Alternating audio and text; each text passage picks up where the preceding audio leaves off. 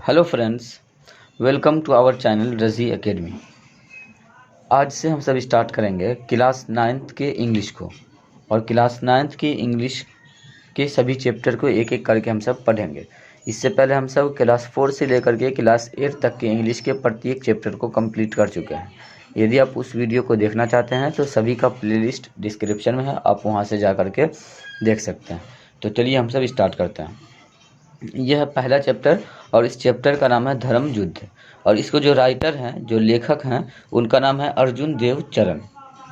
अब यहाँ पे दिया है अर्जुन देव चरण a teacher by profession is basically A poet. बोल रहे अर्जुन देव चरण जो हैं वो प्रोफेशन मतलब पेशा से एक टीचर हैं। ठीक है, टीचर मतलब शिक्षक हैं। इज बेसिकली ए पोएट और आमतौर पर वो एक पोएट है, मतलब कि वो कविता वगैरह भी लिखते हैं। उसके बाद बोल रहे हैं his plays appear like an extension of his poetry. अब बोल रहे हैं उसका जो नाटक है, जो उसका नाटक हम सब देखते हैं, वो जो है उसके पोएट्री मतलब उसके कविता का ही विस्तार रूप है।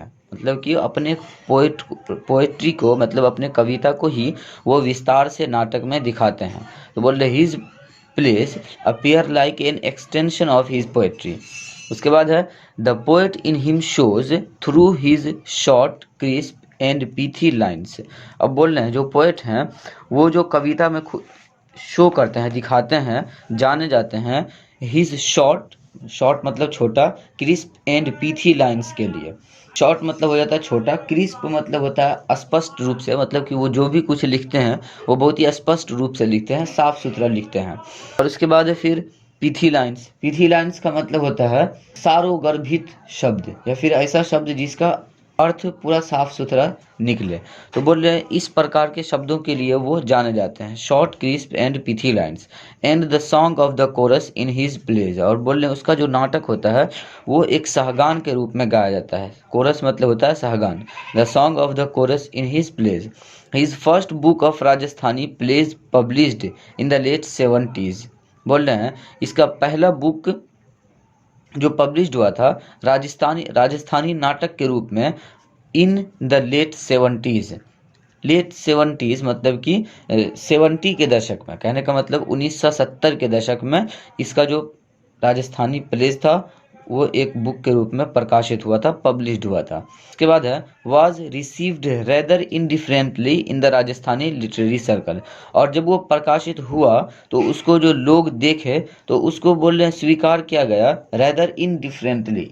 इनडिफरेंटली मतलब होता है उदासीनता से, मतलब कि लोग उतना पसंद नहीं किए इस जब ये प्रकाशित हुए तब in the Rajasthani literary circle. Rajasthan के साहित्य के क्षेत्र में लोग इस किताब को उतना स्वीकार नहीं किए, पसंद नहीं किए, मतलब कि इसको तो स्वीकार किए लेकिन उदासीनता के साथ। उसके बाद टिल दैट टाइम, उस समय तक drama in Rajasthani had meant either some stray one act plays on social issues.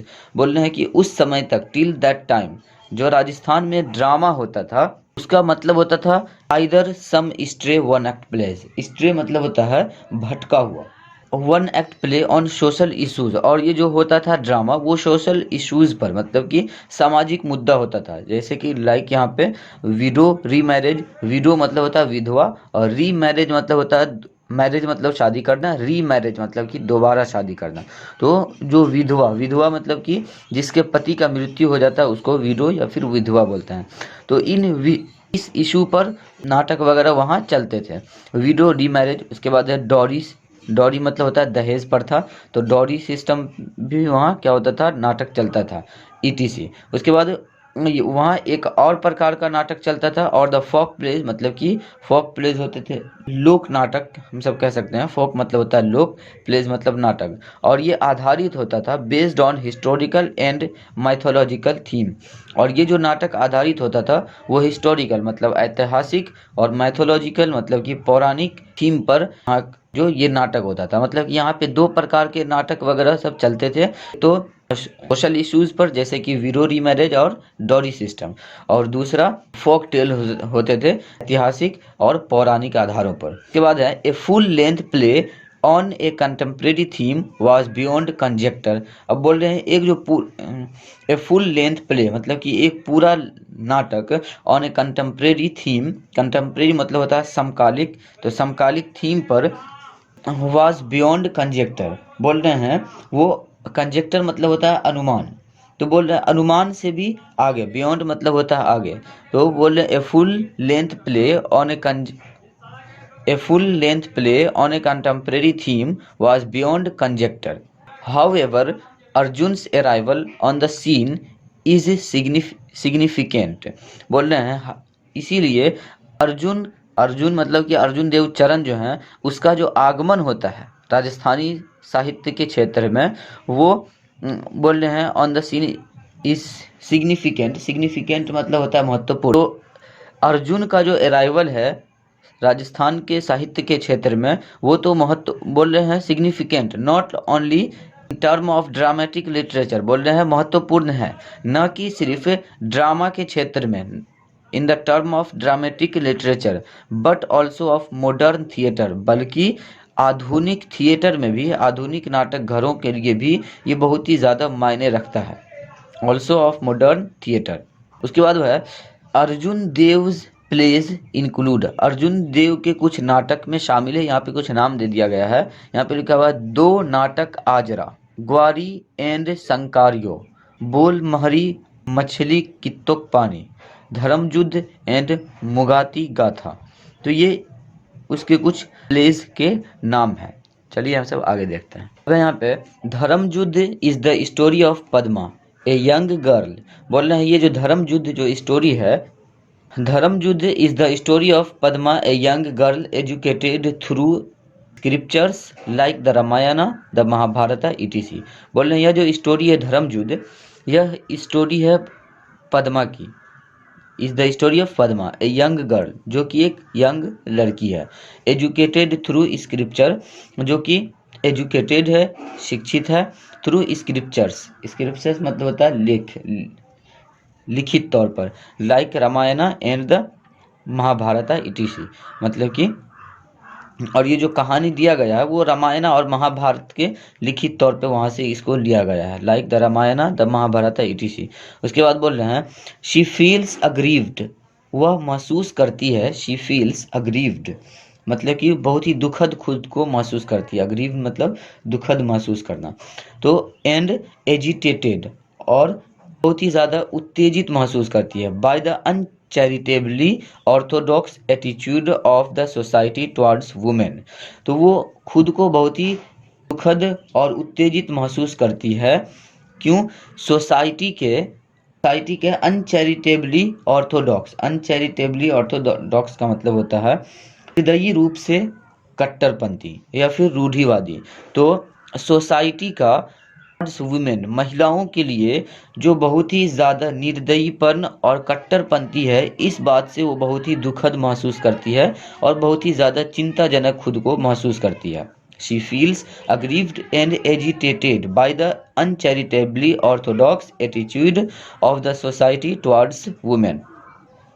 She repeatedly questions her parents, वो बार बार लगातार क्वेश्चन पूछती है अपने पेरेंट्स से, अपने माता पिता से, एंड हर टीचर और अपने शिक्षकों से, about the rights and the identity of a women, महिलाओं के पहचान और उसके हक के बारे में, about the rights and the identity of a women, and asks them whether her identity is subject to her marriage, और पूछती है कि किस तरह उसका एक औरत की पहचान है वो उसके शादी से जुड़ा हुआ है, identity is subject to her marriage.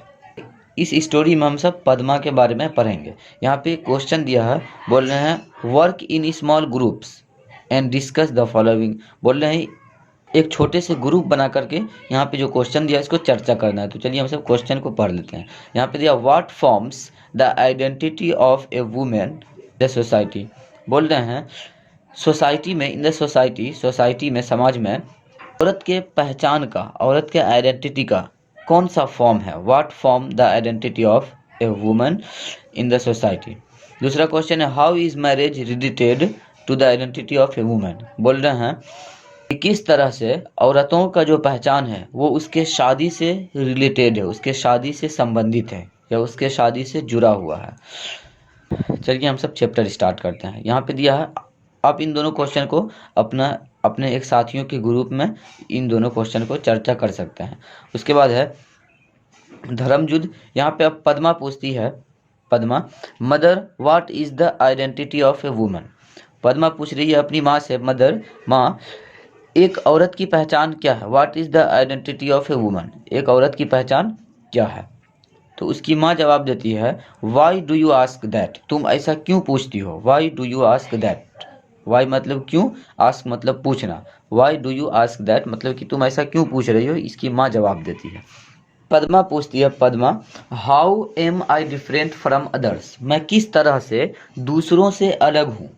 तो आई एम डिफरेंट, डिफरेंट मतलब अलग होना, तो किस तरह से मैं अदर्स मतलब दूसरों से अलग हूँ। तो उसकी माँ फिर जवाब देती है, you are my daughter, our only child and your father's darling. अब उसकी माँ बोलती है कि तुम मेरी बेटी हो, ओनली चाइल्ड, और तुम मेरी सिर्फ एक ही बेटी हो, इसीलिए तुम मेरे लिए बहुत ही प्यारी हो। एंड योर फादर्स डार्लिंग, और अपने पिता की भी बहुत ही ज़्यादा प्यारी हो, मतलब कि तुम्हारे पिता भी तुमसे बहुत ही ज़्यादा प्यार करते हैं। फिर पद्मा पूछ रही है, fathers care more for money than for me. अब पद्मा बोल रही है कि पिता जो हैं वो अधिक ख्याल रखते हैं, केयर करते हैं, मोर, मोर मतलब अधिक, फॉर मनी पैसों के लिए, देन फॉर मी मतलब कि पद्मा के कहने का मतलब है कि जो उनके पिता हैं वो पहले पैसा का ध्यान रखते हैं, ज़्यादा पैसे को चाहते हैं, उसके बाद मुझे चाहते हैं, ये पद्मा बोल रही है। Father cares more for money than for me, it takes a heart to bestow love, और वो जो है वो मुझसे बिस्टो मतलब कि दिखावा प्यार करते हैं, it takes a heart to bestow love. उसकी माँ जवाब दे रही है, फॉर हुम डज ही सेव। फिर इसकी माँ बोल रही है कि ये जो तुम्हारे पिता हैं पैसे, जो पैसा बचाते हैं या पैसों का ज़्यादा ध्यान रखते हैं, वो किसके लिए। फॉर हुम डज ही सेव, वो जो पैसा बचाते हैं वो किसके लिए बचाते हैं।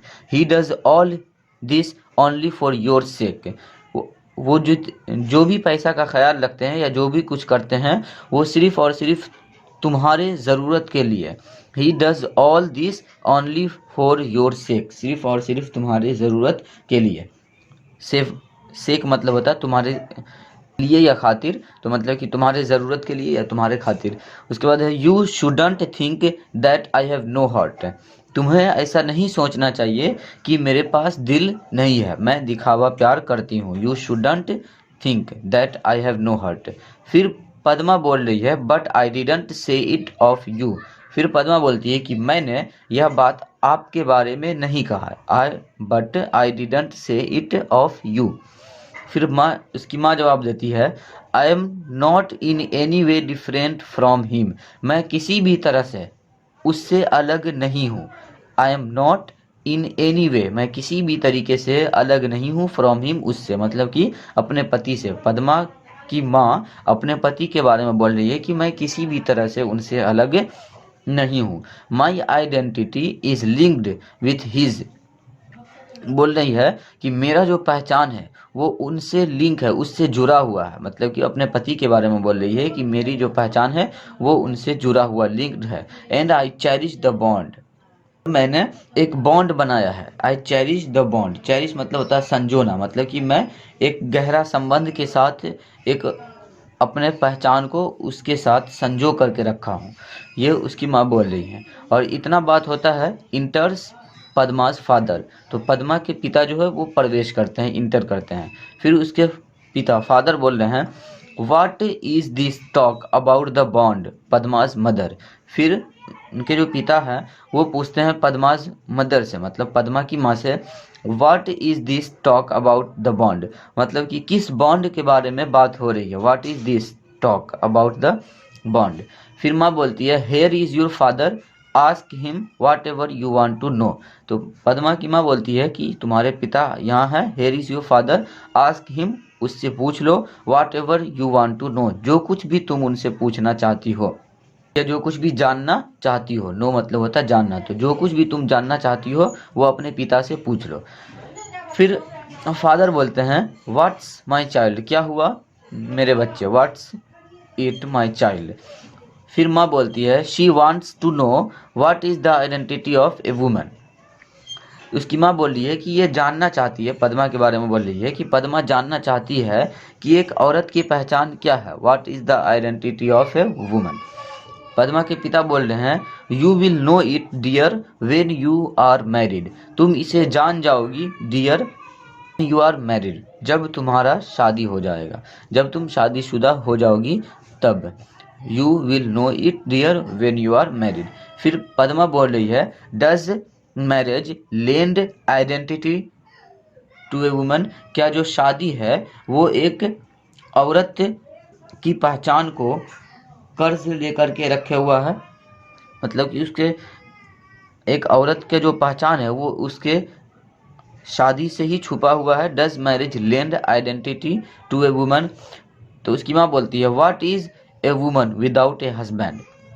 तो उसकी माँ बोल रही है कि एक जो औरत है वो विदाउट ए हस्बैंड, मतलब कि अपने पति के बगैर क्या है, कुछ भी नहीं है। What is a woman without a husband. फिर पद्मा पूछती है what if one does not get married, क्या हो यदि कोई शादी ना करे, मैरिड ना हो मतलब कि बगैर शादीशुदा हो। माँ बोल रही है why do you always ask such senseless question, तुम क्यों बार बार हमेशा ऑलवेज हमेशा पूछती हो के बेकार के क्वेश्चन, सच सेंसलेस क्वेश्चन। पद्मा फिर बोल रही है what about a woman husband is dead, के बारे में क्या जिसके पति का मृत्यु हो गया हो। What about a woman whose husband is dead. फिर उसकी माँ है life is hell for her, जीवन है वो उसके लिए नर्क के समान है, life is hell for her. फिर पद्मा बोल रही है दैट्स इनजस्टिस, ये तो नाइंसाफ़ी है। उसकी माँ बोलती है you needn't talk of justice and injustice here. उसकी माँ बोलती है कि तुम्हें न्याय और अन्याय के बारे में बात करने की ज़रूरत नहीं है। यू नीडंट, तुम्हें ज़रूरत नहीं है टॉक बात करने की, of justice and injustice here, न्याय और अन्याय के बारे में। पद्मा पूछती है वाई, क्यों। माँ बोल रही है here women don't have the right to ask question, कि यहाँ महिलाओं को क्वेश्चन पूछने का अधिकार नहीं है, राइट नहीं है। Don't have the right to ask question. माँ बोल रही है what do they have then, तो बोल रहे हैं तो फिर महिलाओं के पास कौन सा अधिकार है, जब क्वेश्चन भी नहीं पूछ सकती है तो क्या अधिकार है महिलाओं के पास। Right do have then. पिता बोलते हैं फिर father rights are for equals dear. फिर बोल रहे हैं उसके फादर कि बेटी जो क्वेश्चन पूछने का अधिकार होता है वो इक्वल, बराबरी के लोगों के, मतलब कि इसके पिता के कहने का मतलब है कि जो महिला होती है वो पुरुष के समान भी नहीं है, उससे निचले स्तर पे हो। तो कह रहे हैं इसके पिता कह रहे हैं राइट्स जो अधिकार होता है किसी भी चीज़ का, फॉर इक्वल बराबरी के लोगों को होता है, जो बराबर हो एक समान हो उसके लिए होता है। पद्मा बोल रही है why is a home considered a place for bargaining, क्यों एक घर को कंसीडर किया जाता है, माना जाता है ए प्लेस फॉर बार्गेनिंग। बार्गेनिंग मतलब होता है सौदा करना या फिर खरीदो फरोख्त करना है। एक घर को क्यों केंद्र माना जाता है। Why home considered a place for bargaining, one shouldn't live in such place, भी नहीं रहना चाहिए, one shouldn't live in such a place, इस प्रकार के स्थान पर नहीं रहना चाहिए। उसके बाद उसके पिता बोलते हैं you will get the same replies to these questions wherever you go. तो फिर उसके पिता बोलते हैं कि तुम्हें इन प्रश्नों का जो उत्तर मिलेगा, रिप्लाई मिलेगा, वो सेम मिलेगा। You will get the same replies to these questions wherever you go, जहाँ कहीं भी तुम जाओगी, वेयर एवर यू गो।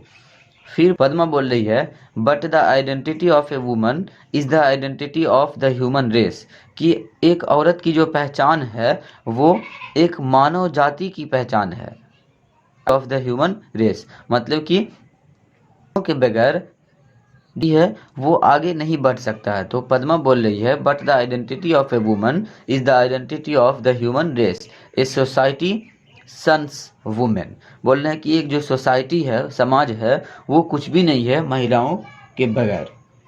के बिना। फिर पिता बोल रहे हैं that's why they say that lens this identity, इसीलिए कहते हैं कि पहचान है वो उसके शादी से संबंधित है, उसके शादी से जुड़ा हुआ है। That's why they say that marriage lends this identity. So if a girl does not get married she has no identity. इसका मतलब यदि एक लड़की शादी नहीं करती है तो उसका कोई भी पहचान नहीं है। She has no identity. Why is it that, ऐसा क्यों है कि एन अनमैरिड मैन, एक बगैर शादीशुदा जो व्यक्ति शादी नहीं करते हैं, मैन आदमी, इज वेनरेटेड, उसको सम्मान किया जाता है। वेनरेट मतलब पूजना या बहुत ही ज़्यादा सम्मान करना, तो उसे बहुत ही ज़्यादा सम्मान किया जाता है। एंड कॉल्ड संत, और उसे कहा जाता है संत, साधु कहते हैं। वाइल एन अनमैरिड वुमेन, जबकि एक महिला शादी नहीं करती, एक औरत शादी नहीं करती है, is called immoral and wanton, तो उसे कहते हैं इमोरल एंड वांटन। इमोरल मतलब होता है चरित्रहीन, एंड वांटन, वांटन मतलब होता है आवारा। तो क्यों, जब एक महिला शादी नहीं करती है तो उसको इमोरल और वांटन कहते हैं, जबकि यदि एक पुरुष शादी नहीं करता है तो उससे बहुत ही ज़्यादा सम्मान करते हैं, वेनरेटेड, और उसे संत कहते हैं, साधु कहते हैं। तो ये चैप्टर यहीं पे कंप्लीट होता है। यदि आपको यह वीडियो अच्छा लगा हो तो वीडियो को लाइक, शेयर, और चैनल पे नए हैं तो चैनल को भी सब्सक्राइब कर दें, ताकि इस तरह के प्रत्येक वीडियो की नोटिफिकेशन आप तक पहुंचती रहे। मिलते हैं नेक्स्ट वीडियो में। वीडियो को पूरा देखने के लिए बहुत बहुत शुक्रिया।